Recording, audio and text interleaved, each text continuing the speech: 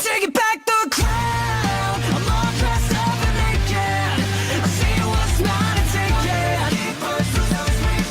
Oh yeah, the crown. So close I can taste it. I see what's mine and take it. Oh yeah. Yo, what's going on, guys? It's me, the Ninja Reviewer here. Welcome to another exciting review of the one and only One Piece. Wow, Monkey D, Luffy, and well, okay, hold on, yeah, okay, and Chopper says hi guys, okay. Anyways, enough Chopper. Alright, so episode 795 review. This week's episode of One Piece Wow, 795 already. Almost going to its 800 episode. That's pretty bonkers. Wow, like already that's pretty insane. But anyways, so when it comes to this week's episode, 3 important things happened in this episode. Well, one being only like at the very end of the episode. And to be honest, like, I wasn't too crazy about that part. Well, actually, no. That part was actually pretty interesting because now it seems, well, okay, it's kind of interesting, but at least I'm actually kind of glad we are progressing to that, which is, you know, fine by me. So, hey, as long as we progress to that one particular part that I didn't really care about for this arc, then it is what it is. So, let's get to the other 2 parts first. First of all, we have Pedro and Brooke's side. So, Pedro and Brooke are there finally to infiltrate, you know, what's going on, to actually go back to where Pudding is, etc., to actually infiltrate so that way they can be able to get the actual poneglyphs and actually find a way to sneak around the town. But then they also find out about Jinbei. So, you know, Brooke and Pedro are just trying to find out exactly what happened to Peckham's, like, you know, where he's at and everything. He's just trying to get into more leads on what happened with Peckham's. So basically, while Pedro and Brooke were doing that, apparently they found out when he was looking around and they saw Pudding, you know, trying on her wedding dresses, etc., trying different outfits. We see Tamago, and Tamago was saying that, wait a minute, I already know most of these, like, you know, I've seen most of these people, like, look, it looks like, because, you know, Mama and them were, so pretty much Pedro and Brooke pretty much found out that, you know, Luffy, Nami, Carrot, and Chopper have been deceived. And what happens is, not only that, they also know that they're also on the island as well. And they're like, oh, fuck, how the hell did this shit happen, man? So, Brooke and Pedro, not only that, but they saw what happened with Jinbei in the paper, saying that that's kind of weird, that why would Jinbei decide to pretty much leave Big Mom at a certain time, and we didn't really think that an honorary man like Jinbei would actually join us on with Big Mom, but I guess it is for a reason. Don't forget, Fishman Island was the territory of the Fishman Island, Fishman Island, was the territory of the Big Mom Pirates, so it makes sense. But now, Luffy, now I can kind of understand why, especially since I read the latest manga chapter. I guess it does kind of make sense on why, I don't want to get into that, but for manga fans, you know what I'm talking about. It's like, I'm thinking about it, and I remember way back on Fishman Island, when Luffy was talking to Big Mom, I'm thinking, that explains it, okay. Like, even though I thought it was fucking retarded, but it's like, okay, now I actually might think of what's making sense here, okay. So it kind of makes a bit more, you know, sense now. So, anyways, when it comes to that though, so we see that they're like, oh shit. So then the other scene, I'm just gonna get out of the way really quick. I was gonna say this for last, but fuck it. Basically, it's just Luffy, and he's still running in the fucking woods. He found the other animal clones from the mirror, from like the animal clones that Brulé made. So what happens is that, you know, he finds them there, and then pretty much he just brings all the fucking, like, you know, one that's, I guess they're all like forest animals, yeah, because they're all like meowing and barking, and then like the apple juice dude, I'm not gonna reveal his name yet, but the apple juice dude, actually, you're going to find out all about that in the next episode, because finally it is leading up to really great, awesome things. And honestly, I just cannot wait, because especially if you saw the preview, yo, oh man, like, oh my god, yo, next week is going to be pretty hyped though. I am really looking forward to next week. We all know though it's probably going to be at the very end of the episode like they always do, but whatever though, I am at least happy to see exactly what it looks like in color. We kind of saw a glimpse of him in the second half of the opening, but they changed it, so yeah.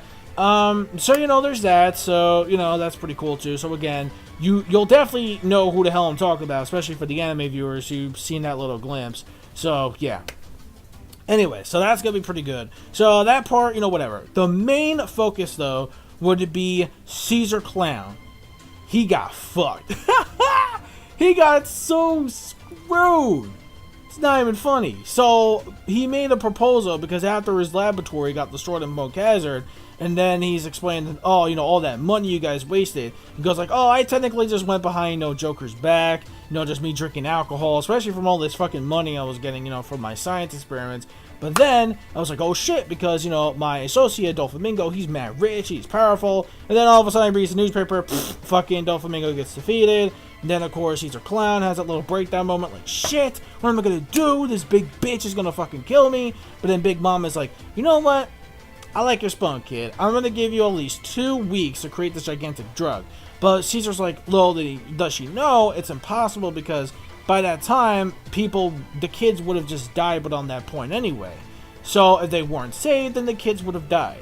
So Caesar Clown knew that somewhat that was going to be a gigantic failure regardless. So Big Mom's dream was to actually have like a nation where all these... Now we also get something very important in this episode about Big Mom's true goal is for every race to become together to be one... Well, okay, I guess you could say it's kind of like Whitebeard, but like not really Whitebeard, because it's not all about family. It's mainly just like, you know, everyone could get together in harmony from all races, like fishmen, humans, Zoans, whatever, all come together.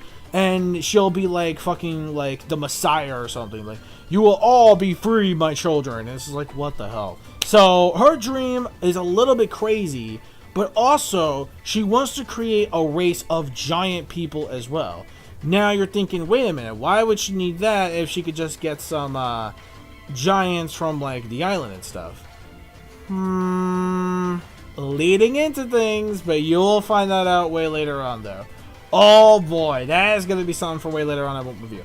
Then we get introduced to the Candyman, or in this case the Minister of Candy. His name is PEROPERO. This guy, I swear, if you took Willy Wonka and the Mad Hatter and they did a fusion, that's who you would get. And I'm not talking about the Willy Wonka from like the you know, the original Willy Wonka Chocolate Factory. Nay, I'm talking about the creepy fucking what's this guy? Johnny Depp. Yeah, the creepy looking, you know, Johnny Depp version, Mr. Willy Wonka of him, and infuse him with the Mad Hatter.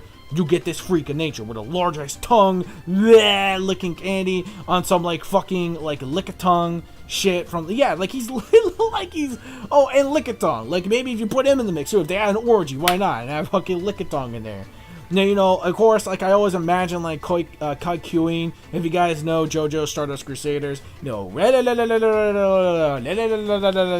like I'm always thinking of that scene. It's like, oh my god, like can you imagine PEROPERO doing it? That would be like the most creepiest thing in the world. Holy shit. But yeah, so there was that. So we got introduced to him. Caesar, oh my god, he is so fun. I remember reading this in the manga, and it's like, yeah, you done fucked up, Caesar. You done fucked up. So yeah, so there's that. So overall, that's pretty much it when it comes to this episode in general.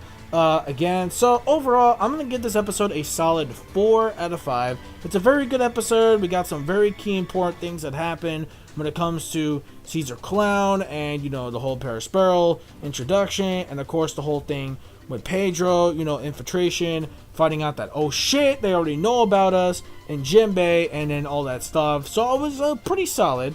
Even though the whole Luffy scene didn't really care for it too much. The Pedro and Brooke scene wasn't, yeah, so I mean, there weren't like anything groundbreaking, so that's why I'm gonna give it like at least a solid 4 out of 5. And the animation was actually pretty smooth this week. Not too bad animation either. Especially surprising, the Seducing Woods actually looked really good this week too. Even though surprisingly we didn't get too much of it. And what I love too is that they played the OST from from the Big Mom the Totland song. Well, it's instrumental. It's not the vocals, but they played the instrumental. That was cool. Yo, I love that OST hype. I love that OST. I really need, hopefully they release that OST soon. Like, granted, we have the vocals. I really want one with just the instrumental this time, because that would be cool. So overall, that's pretty much it. Let me know your thoughts in the comment section below of this week's episode of the One Piece War, episode 795. And I'll see you guys next week for 796. Also, for you manga folks, I'll see you guys for the latest live reaction for the latest chapter coming up this week. So, there's that too. Oh, wait, my bad. There was something else that did actually happen I kind of forgot about. Was that, technically, I forgot to mention too in this one part, that meanwhile we had Capone, we had the one scene where it turns out that Peckham's we finally find out what happened to Peckham's, by the way, that he was kidnapped by Capone. And what happens is, when he was kidnapped by Capone, he pretty much, he was saying that, like, yo, like, you know a lot, you know too much shit, like, I can't let you live any longer. It's like, dude, you're pathetic, you just need to die, because obviously, you can't just take the responsibility for yourself. It's like, you were on a mission to actually, destroy the Straw Hats, for, pretty much, that's what Big Mom wants you to do, and then you pussy out because it did you a favor. It's like, it's like, Capone's like, look, I ain't got no emotions. I'm not that kind of dude, alright? But except when it comes to my family, it's a whole different ball game. However, when it comes to other kind of, synthetic stuff, I'm not one of those. Even if you try to save my life, I don't give a fuck.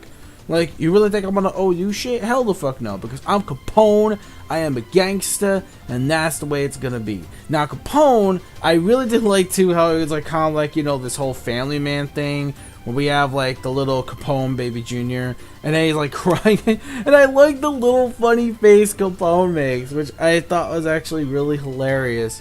And I'm just like, oh my god. And like, he gives him like a cigarette pacifier, which I thought was actually pretty fun. Like, this is so out of whack with Capone, but at the same time, I can tell because he is more loyal to, to the family and to his wife and to his kid, and of course, his, whatever. So it kind of makes sense, I mean, for them, it's a whole different ball game. When it comes to other shit, he doesn't really give a fuck about, because, we're pirates, we don't care for any of that stuff, as long as you just do your job, that's, what you're made to do. That's why I call him a traitor, and pretty much just shy his ass all the way through. So Peckham's is probably dead. Maybe not. Leave it to your imagination, because I don't even know if they revealed that in the manga yet, or... No, wait, they did. Well, no, actually, no, correction. They did later on, but I don't want to, like, spoil if he really is, like, alive, or he's, like, confirmed dead, or alive, etc. You'll find out later on, because I just remember that now. So anyways, yeah. Sorry, had to do a little quick editing there. So don't forget to rate, comment, and subscribe as always. I had this last minute edit, because I do apologize. I was like, shit, I didn't forget about that part. So, yeah, alright, so for reals, sorry to have this all, but I had to do a quick edit. So yeah, rate, comment, subscribe as always. Don't forget to follow to click notification squad boys. Click on the bell, spread the word on my channel, follow my links to my social media and my gamer tags as well down below. Description, you already know. So peace, soul, love, chicken grease, and the sky. Got interview, haha, it's the limit. And manga fans, keep supporting what you watch. And yeah, that's basically it. So I'll see you guys next week for episode 796. Yeah, 796. And then after that, I will see you all for the manga folks, obviously for this week coming off for the latest manga chapter. So yeah. Alright, so bye guys.